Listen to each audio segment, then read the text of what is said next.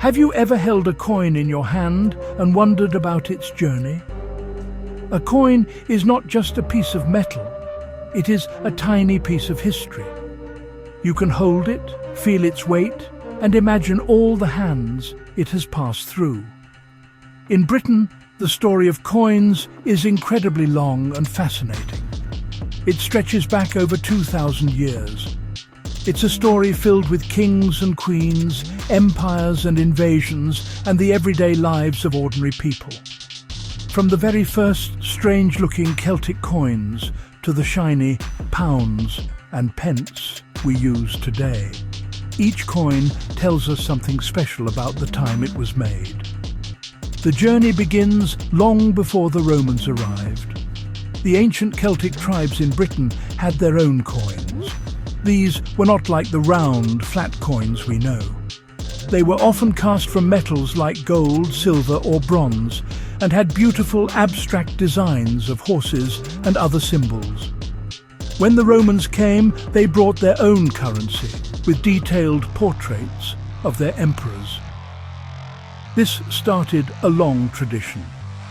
For centuries, the face on the coin was the face of the ruler, a powerful way to show who was in charge.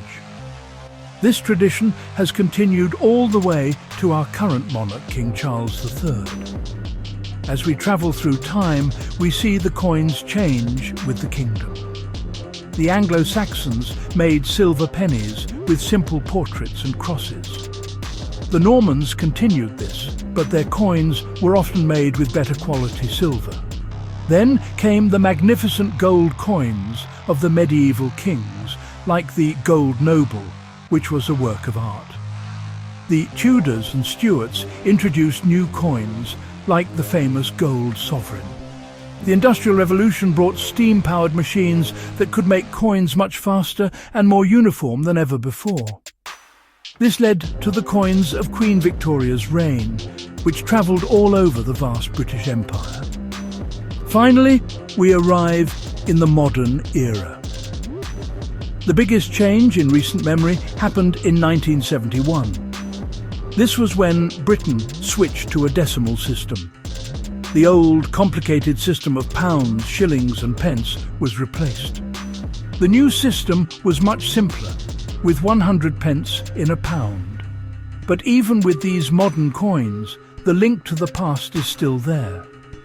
The monarch's head still looks to the right or to the left, following a tradition that is centuries old. Every single coin, from a humble penny to a commemorative crown, is a small document. It tells a story of art, technology, power, and the people who used it to buy their daily bread. Now, let's address a very sparkly and exciting question. Did Britain ever have coins made of diamonds? It sounds like something from a fairy tale, doesn't it? Imagine a coin that glitters and shines, not because it is polished, but because it is cut from the hardest substance on earth. It would be a treasure of unimaginable value. People have long been fascinated by the idea of such luxurious money. The question has popped up in stories and legends. So we must ask, is there any truth to it? Did a king or queen ever decide to mint a currency made from precious gems instead of precious metals? After looking through all the records of the Royal Mint, historical archives and numismatic collections, the answer is quite clear. There's absolutely no evidence that an official coin made of diamond was ever created or circulated in the United Kingdom. Not one. The entire history of British currency is based on metals. These metals were chosen for specific reasons.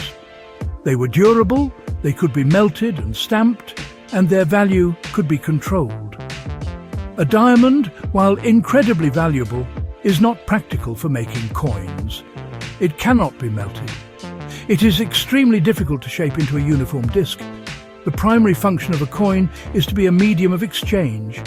It needs to be something that people can easily use to buy and sell goods.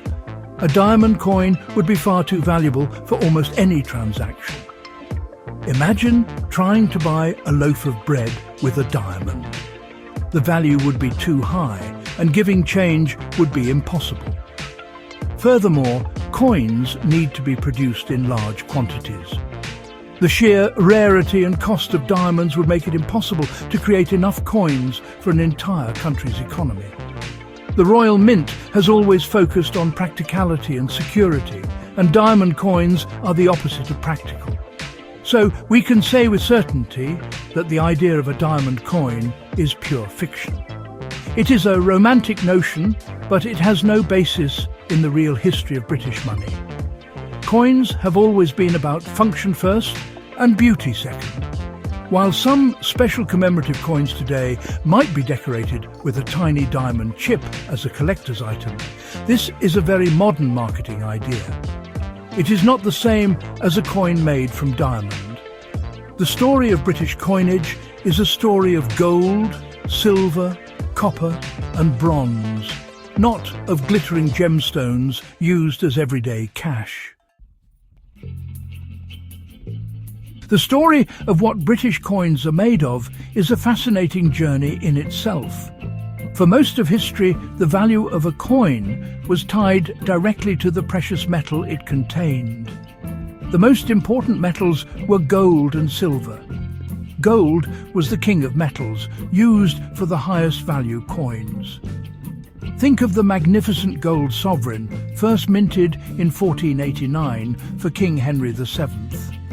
It was a huge, impressive coin designed to show off the wealth and power of the Tudor dynasty. This coin, and others like the guinea, were the currency of merchants, aristocrats and royalty for hundreds of years. Silver was the workhorse of the British currency system for centuries.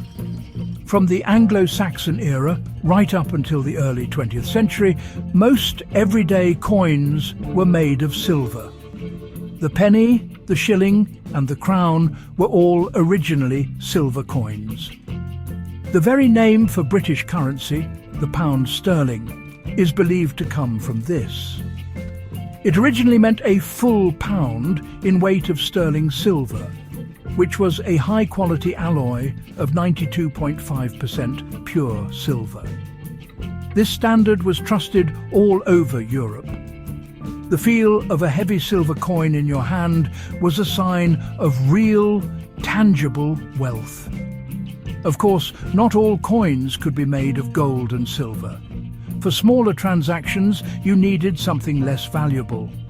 This is where the base metals come in. Copper was the most common. The first official copper coins, the farthing and the halfpenny, were introduced in the 17th century. These allowed ordinary people to make small purchases without having to use tiny, easily lost silver coins. Later, bronze, which is an alloy of copper and tin, replaced pure copper because it was harder and more durable. The large cartwheel pennies of King George III, made in 1797, are a famous example of these heavy, chunky copper coins. In the 20th century, everything changed. The two world wars were incredibly expensive. Britain could no longer afford to make its coins from precious metals. In 1920, the amount of silver in coins was reduced, and by 1947, silver was removed from circulating coins completely.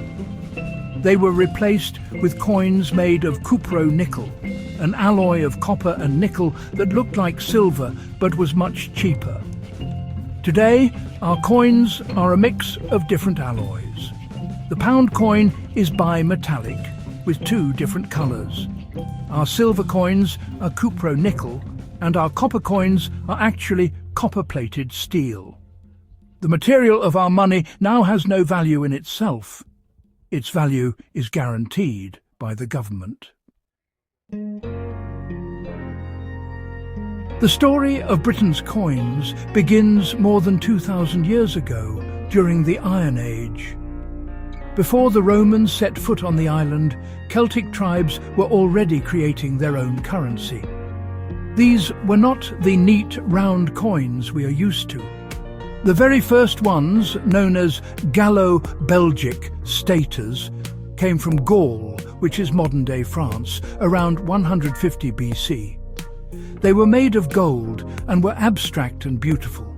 They often featured a stylized horse on one side and the head of a chieftain or god on the other. But the designs were so abstract they look more like modern art. These coins were likely used more for high-status gifts and trade between powerful leaders than for buying groceries. As time went on, the British tribes started to make their own versions of these coins. They were often cast rather than struck with a hammer. This meant molten metal was poured into a mould. The designs varied from tribe to tribe. The Iceni tribe, led by the famous Queen Boudica, made coins with a distinctive horse design. The Catuvellauni tribe, based near modern-day St. Albans, created coins with ears of corn on them, showing the importance of agriculture. These early coins, made of gold, silver and a bronze-like alloy called potin, give us a rare glimpse into the art and symbols that were important to pre-Roman Britain. Then, in AD 43, the Romans conquered Britain. They brought with them a highly organized and sophisticated monetary system. Roman coins were used all across their vast empire, from Britain to North Africa. This was a dramatic change. Roman coins were mass-produced and uniform. They were struck with dies that carried a realistic portrait of the emperor on one side, the obverse, and a scene of propaganda on the other, the reverse. This could be a picture of a military victory, a god, or a new building. The emperor's face on every coin was a constant reminder to the people of Britain of who was now in charge. For nearly 400 years, Roman currency was the law of the land in Britain. Coins like the gold aureus, the silver denarius, and the bronze sestertius were used for everything, from a soldier's pay to a farmer's taxes. Huge numbers of these coins have been found by archaeologists and treasure hunters, buried in hoards for safekeeping. When the Roman Empire began to collapse and the legions left Britain around AD 410, the supply of new coins dried up. The economy faltered, and for a while, Britain slipped back into a system of barter and trade. But the idea of coinage had taken root, ready to be reborn with the new Anglo-Saxon kingdoms. After the Romans left, Britain entered the era of the Anglo-Saxons. It took a few centuries, but coins eventually made a comeback. The first Anglo-Saxon coins were small gold pieces called thrimses, which copied Roman designs.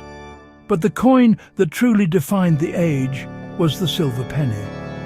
From about the 8th century onwards, the silver penny became the backbone of the English economy for nearly 500 years. These coins were not made by machines. They were hammered. A metal worker would place a blank disc of silver between two dies and strike the top one hard with a hammer. This process often resulted in coins that were not perfectly round or evenly struck, which makes each one unique, really. The designs on these silver pennies were simple at first. They usually had a cross on one side and a basic portrait of the king on the other. Having the king's name and face on the coin was very important. It showed that he guaranteed its weight and purity. To prevent people from clipping off small pieces of silver from the edge of the coin, many pennies had a cross that went right to the edge. If part of the cross was missing, you knew the coin had been tampered with. For smaller change, these pennies were literally cut in half or into quarters along the lines of the cross, creating physical halfpennies and farthings, fourthings as they were called. The Norman conquest in 1066 brought new rulers, but they wisely kept the silver penny system. William the Conqueror and the kings who followed him continued to issue hammered silver pennies. The quality of the silver was often very high, making English pennies a trusted currency across Europe.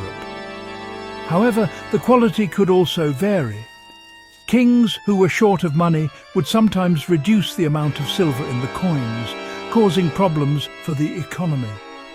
Huge hoards of these medieval coins are still being discovered today, buried in fields by people who were trying to hide their savings during times of war or unrest. It wasn't until the 13th and 14th centuries that things began to change more dramatically.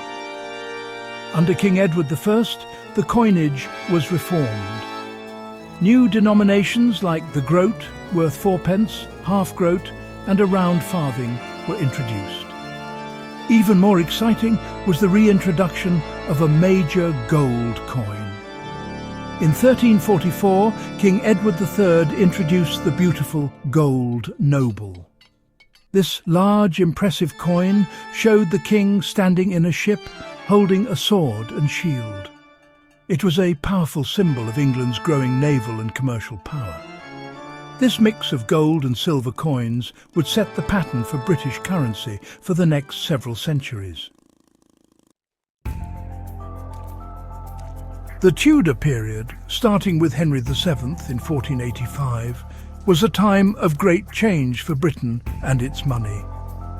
This is when we see the first truly realistic portraits of monarchs on coins. The medieval stylized faces were replaced by recognizable likenesses. Henry VII introduced the magnificent gold sovereign, a very large coin that was more about showing prestige than being used for shopping.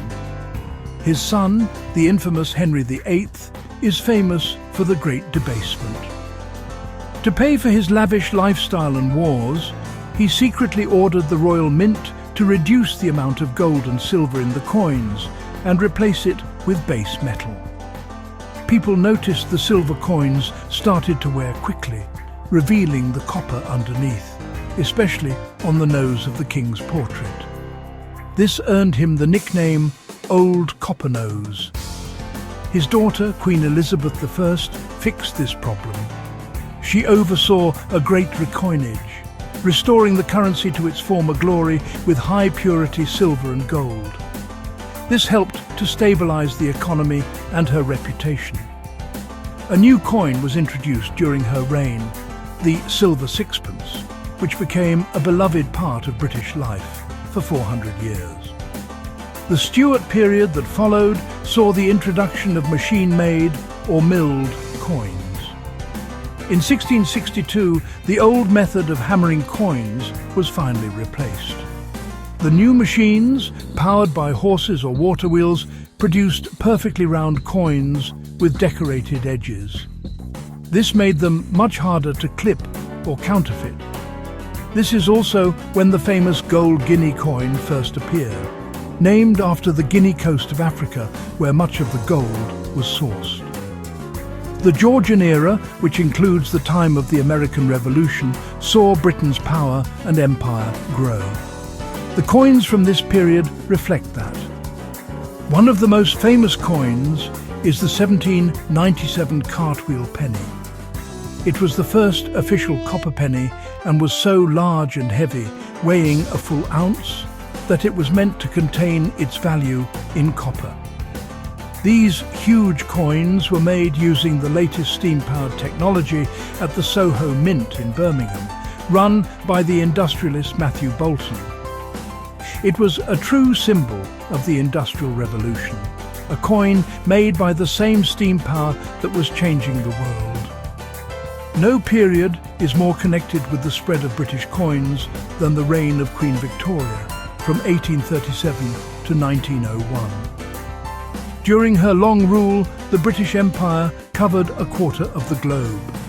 Her portrait, showing her as a young woman and later as a veiled widow, was on coins used in Britain, Canada, Australia, India, and many other parts of the world.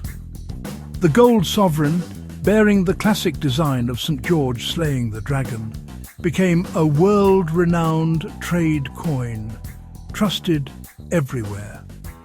For millions of people across the empire, the face of Queen Victoria on a coin was the face of Britain itself. Her coinage was a symbol of stability, power, and global reach.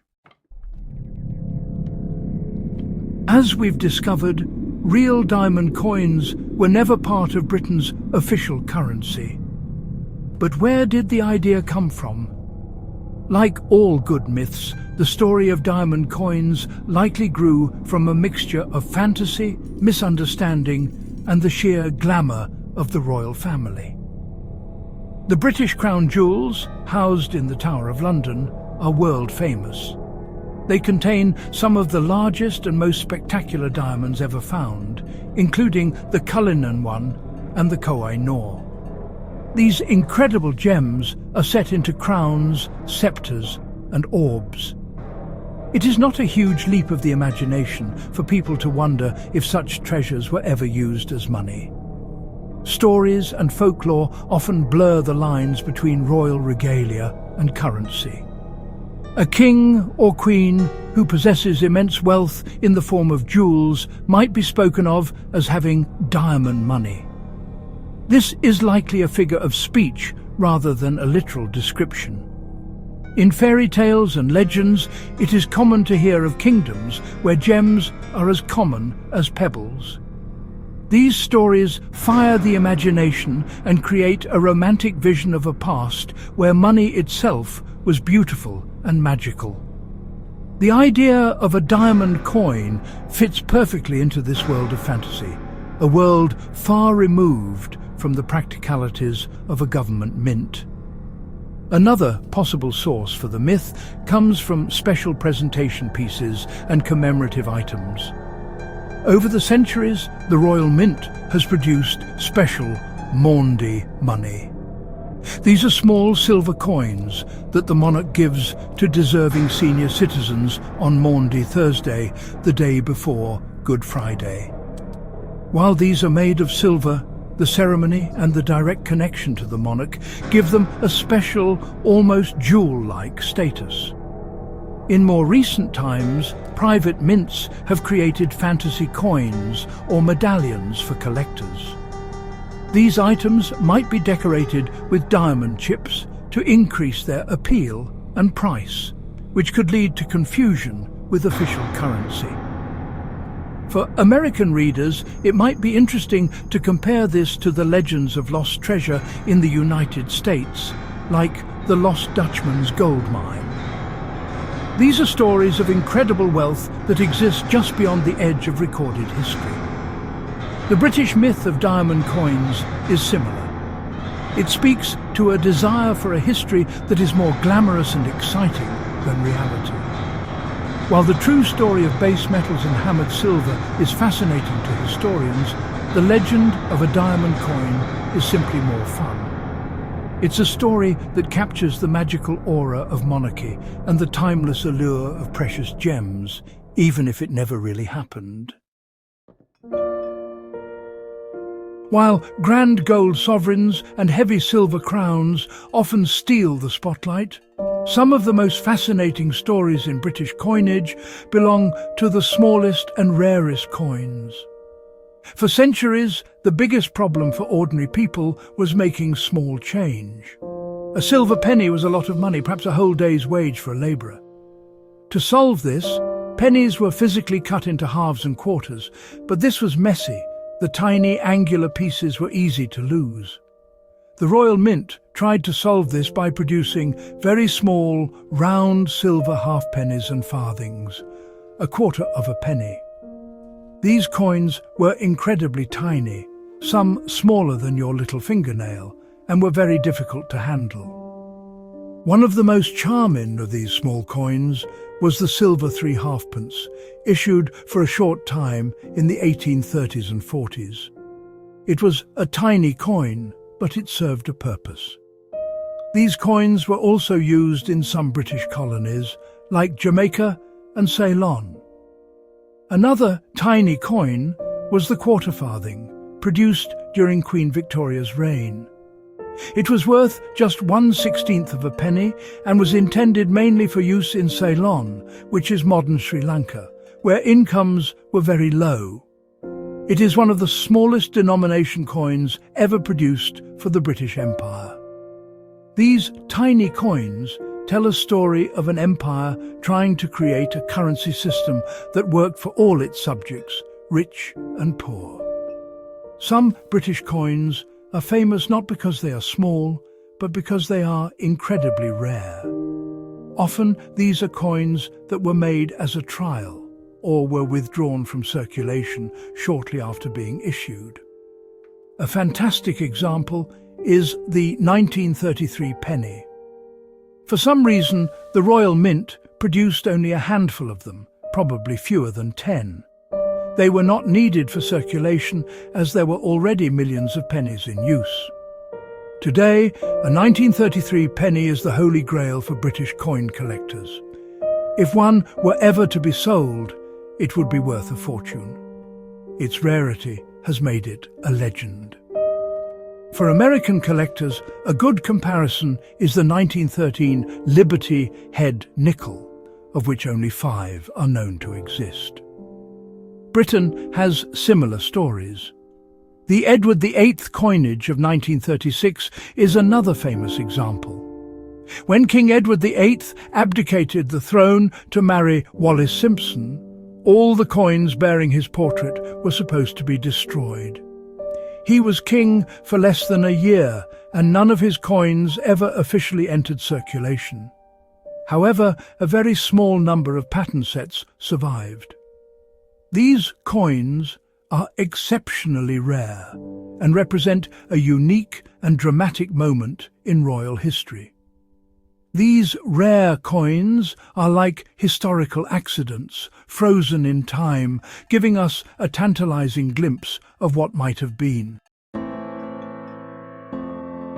Our journey through the history of British coins has taken us from the abstract art of the Celts to the digital transactions of today. We have seen how coins are more than just money. They are miniature historical documents. They show us the faces of powerful rulers, the technological advancements of their time, and the economic realities faced by ordinary people. They are a tangible link to our ancestors, a pocket-sized piece of the past. The materials they are made from tell a story of wealth and empire, of wartime hardship, and of the shift from a metal's intrinsic value to a government's promise. We have also solved the glittering mystery of the diamond coin. While the idea is enchanting, it remains firmly in the realm of myth and legend. The practical needs of a functioning economy meant that British currency was always forged from workable and available metals: gold for the wealthy, silver for the merchants, and copper for the masses. The story is not one of fantasy gems, but of the very real and often dramatic history of precious and base metals. The lack of diamond coins does not make British numismatic history any less interesting. In fact, it makes it more real and relatable. For readers in America, the history of British coins offers some fascinating parallels and contrasts. Both countries' currencies were born from a European tradition, but they evolved to meet different challenges. The United States adopted a decimal system from its very beginning, something Britain only did in 1971. Yet both nations have used their coinage to express national identity, from the image of liberty on early American cents to the succession of monarchs on British pennies.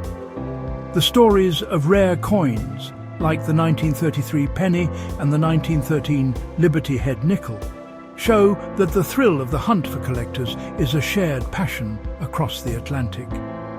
In the end, every coin tells a story. The heavy copper cartwheel penny speaks of the dawn of the Industrial Revolution. The silver penny, cut into quarters, tells of the daily struggles of medieval life.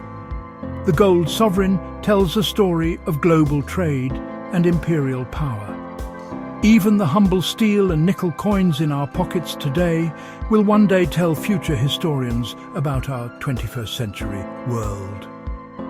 The history of coinage is the history of the nation, written in metal. It is a story of power, art, and the everyday act of exchange, a currency of stories passed from one hand to the next through the ages.